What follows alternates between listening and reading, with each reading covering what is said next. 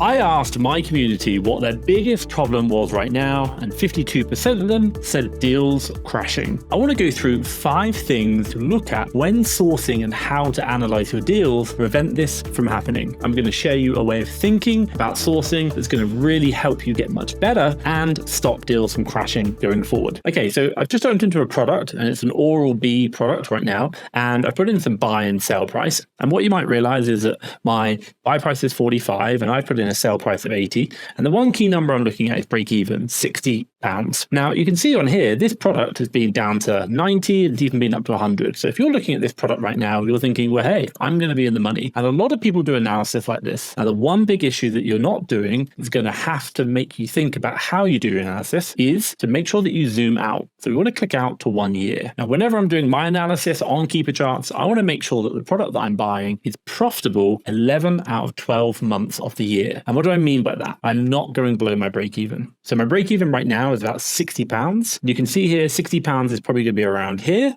And I can see it's gone down below here, 55, 53. After that, it's always been above. So for about 1 month of the year between, should we say, December and January, I was going to lose money on this product. But after that, I'm always going to be making a profit based on the history of the product. Now, this is really important because when you're buying, the market is moving up and down and you're not really too sure, is it right time to buy? Is it not? Generally, you always want to be making sure that you're making a profit the majority of the time. In that 1 month, just make sure it's not going too far below your break even, like really crashing to the floor. For me, it's only going to be £7 and I could probably wait until it comes back up again. So this would be a good deal. Now, one of the biggest reasons I see a deal crashing is because we are all buying from the same places. If you're going to go to a well-known store, for example, here in the UK, you've got Argos, and if they're going to have a sale on, for example, right now, half price on selected toys, then what you're going to find is lots of other sellers are going to be going to these sales. Now, whenever you are buying these products, what you want to be looking at is thinking that, hey, everyone and their VAs and everyone and their dogs is going to be buying these products. So just be mindful that you're buying only the fastest selling lines with the great price. And again, we're going to be thinking about, is this price a good price based on the history of the product over the last year, or is it a good price right now? Because you've got to expect there's going to be lots of competition. Now, if you are buying products in a well-known sale, you've got to make sure that the products you are buying have good sales velocity, and you've got to expect a lot of competition because everyone is going to be buying. Now, the next one you need to be thinking about whenever you're doing analysis on your products is how easy is it for someone to copy me? One of the biggest problems I think about within Amazon reselling, especially in the online arbitrage space, is that everyone is being taught to storefront stalk. They're looking at your listings and trying to find them. If you're buying a product right now where you can find its simplicity by right mouse clicking and looking on Google, then you've got to expect that that price isn't going to last very long, and that probably even if you reorder, you'll be lucky to maybe get another extra sale in there. So for example, if we're here right now and we found a deal on this Lego product, now you've got to ask yourself, if I just reverse sourced that product, would I find my supplier? And if the answer is like, hey, here, for example, $15.99 or $16.80,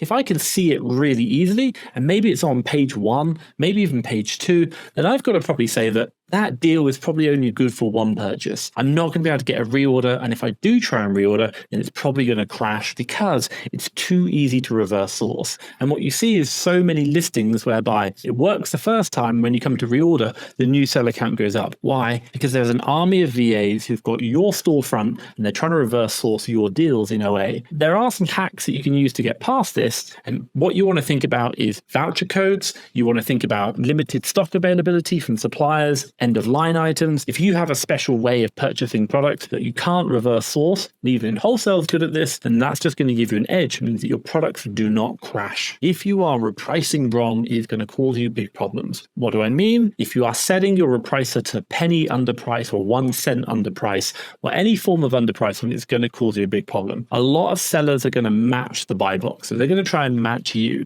Now, if you are always undercutting by 1p or 1 cent versus the competition, this basically just means that your price is going to go 1 cent under, they're going to match you, you're going to keep going down, down, down, and you're going to hit your bottom really, really quickly. So what can I recommend? Do not set your repricer up to be 1 cent or 1 penny underpricing the competition. Either match, or even if you see them, should we say, going down, maybe even hold slightly higher, this just means the prices are going to stay higher and those products are going to remain profitable for you. Now, the next check I think you need to be doing in your analysis is around sales. And I want to show you a product that someone ask me how many should they buy of this product. This product right here, when you look at it, and I'm going to say right now, it's got unknown sales. And when I come down and look at the keeper chart, I'm thinking, wow, this product actually is selling quite well. Perhaps maybe you want to be buying, I don't know, 5, 10 units. And if you don't know, I'm looking at the sales rank, particularly that green line movement. Now, the one thing I would share with you is that whenever you're doing your analysis, don't just take one metric for as gospel. You've got to consider lots of different options. So I'll run you through the things I look at right now to make sure that the products that I'm analyzing are actually selling.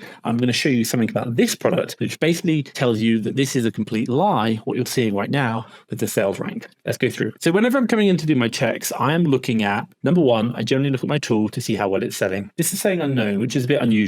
Number two, I'm always going to be checking here to see if I can see like 50 sold, 100 sold per month. For example, if I come back to the Oral B that we looked at a minute ago, this has got 50 bought in the past month. You can notice on this product, it hasn't got anything. So right now, it's not selling more than 50 per month. But what I can do is scroll down to Keeper and have a look just below this part here, and that will show me the last time anything showed up, for example, 50 or 100 sales per month. Now, if I do again on Oral B, 50 sales per month, let's scroll down. You can see on Keeper here, it says bought in the past month 50, last updated just now. So that tells me that it records it, whereas here, this has never sold more than 50 per month. So I've got to keep that in mind. The next one I generally look at is the sales rank, and hence why I looked at this and was like, it must be selling. But the next check that I do after that, because I'm looking for multiple data points, is data, offers tab, and particularly what I'm looking for is how many units are being sold from the people on the listing. So let's have a quick look through. Now, first thing I always like to do is turn Prime on. And when I looked at this listing,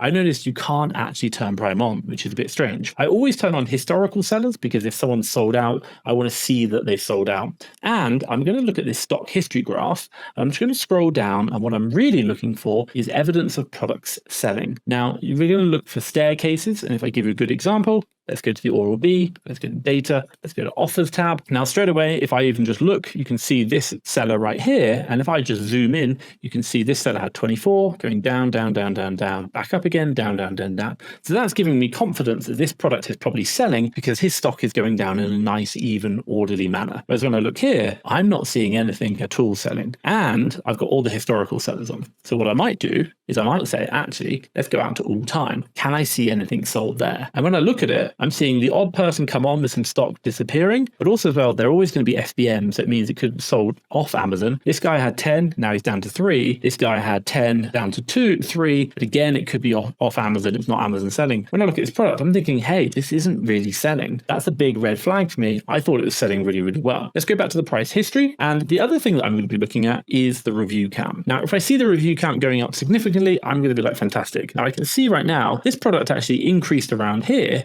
but it's really slowed down since around October. So I'm sure it's sold some, but not that many. Now, the reason why I bring this up is because for me, you might want to buy, if you were going to buy this, like 1 or 2 items tops, but this is selling so slowly that I would personally walk away. If I show you something else and what happened here, this is the big part. If I go back to all year, you'll see right now the sales rank gone from selling to nothing. This big line right here is the reason why it caught my attention.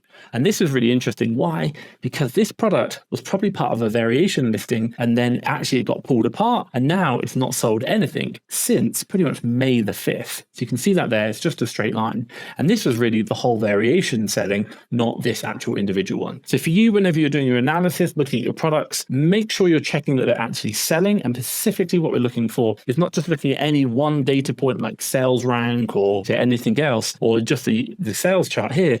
Always look at all of them to make sure it's actually selling. And then even if you're not sure, test purchases to see the true sales data. That's what I'd recommend. Now, I did say earlier on that I'm going to share about our approach, which I want to talk about right now. And I want to explain how we approach sourcing for long-term success. Now, this isn't going to be a hack, it's a mindset. And it works, but it will make your life harder. However, it will ensure that your products remain profitable because it's harder for the competition. So let's go through it now. Now, number one, what you want to think about whenever you're doing sourcing is focusing on brands. That's the key consideration. Certain brands are going to sell their products to suppliers at specific prices which work versus selling them on Amazon for a profit. For example, they're not going to sell on Amazon for cheaper than they would on Walmart or Target. This focus on brands is what you really want to be doing in the whole reselling game. And this is what other sellers are doing all the time. Now, once you find brands that other sellers are selling and you want to look at their storefronts, which is so important, what you want to be thinking about is where can you buy those brands for cheapest? Now, it could be Nike or it could be Lego, but the whole game around this is about finding where the brands are sold the cheapest and figuring out who has the best pricing. This could be online arbitrage, retail stocks, or even wholesale. And ideally, identifying those best suppliers who've got the best prices for those brands and staying on top of them with checking with things like VAs. Once you've found the best suppliers, you're going to keep going back, checking what stock they've got in, and even calling them up, trying to negotiate deals, maybe ordering more. You're going to ask questions about what's going on around when they're getting stock back in, and this is going to give you an advantage versus everyone else. Now, I'm always looking at the 12-month graphs, which I've shown you in this, and what I want to be doing is ensuring that I'm buying products at a good price over the last year, not just today. Now, one thing I will say to you, if you find someone on your listing who has got constantly cheaper prices and they're selling cheaper than you are, it's probably because they bought the price cheaper, not because they're crazy. And your job right now is to go and find that cheaper supplier, because once you get it, you're now going to join them at the bottom and no one else can touch you. So keep looking for those products. Now, hopefully you've enjoyed that and that's helped you think about the 5 things you should be thinking around your Amazon reselling business to make sure you don't fail. That's the last thing I want for you. And what I'll do is I'll drop a video around here that's going to really help you out. Check that out.